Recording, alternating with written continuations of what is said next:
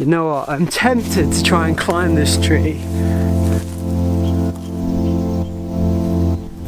Hey, what's up, how's it going, and welcome to Leave Curious. This is a channel where we cover everything from trees to wildlife, the birds, the bees, all of that good stuff. So if you're into that, subscribe. This is going to be an episode of Tree Talks, and we're going to be looking at the English oak. The oak tree is arguably the longest lived tree you'll find in the English landscape. There's a saying that goes that a oak tree will grow for 200 years, live for 200 years, and then die for 200 years. So the English oak has individual leaves. They're lobed in shape, there's no sharp edges, and they're organised in an alternate structure along the stems. These leaves are quite soft because the tree's only just opened up its buds, but throughout the year the leaves will get much tougher and darker in colour.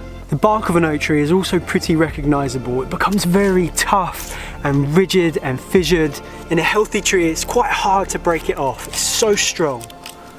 Mature oak trees can go very tall. In woodlands they can go up to around 25 metres, sometimes taller.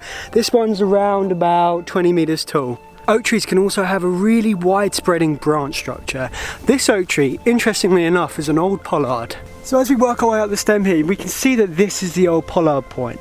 So pollarding is a management practice which allows you to sustainably take wood from a tree over a long period of time. Because back in the olden days they would have used an oak tree to build boats, to build houses, and they would have determined a height on the tree where they would have taken the wood from, then they would have let it regrow and regenerate, and then they would have taken the wood from that point again. So pollarding is a management practice which allows trees such as an oak tree to grow to incredible ages. I mean, looking at the stem of this tree and the size of this tree, I'd have to guess it's at least 450 years old.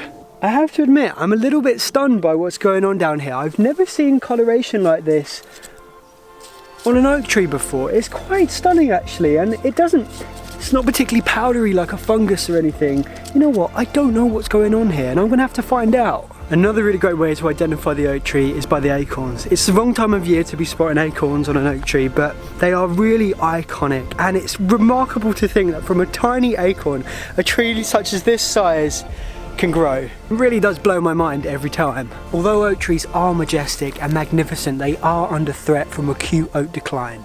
Symptoms of acute oak decline include the general thinning of the crown of the foliage and also dark bleeds from the stem.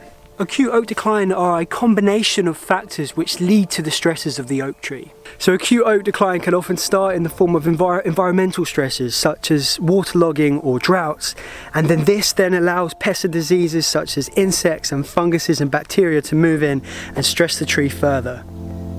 So acute oak decline isn't a disease which trees can catch, but as climate patterns become more unpredictable and we have longer summers, more droughts, we're seeing a rising number in cases of acute oak decline.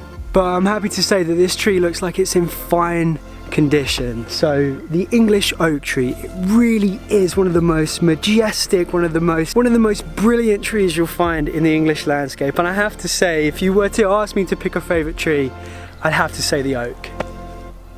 Thank you so much for watching the video. If you enjoyed it, please leave a like on it. If you have something to say, drop it down in the comments. And if you're into videos about nature and wildlife, subscribe.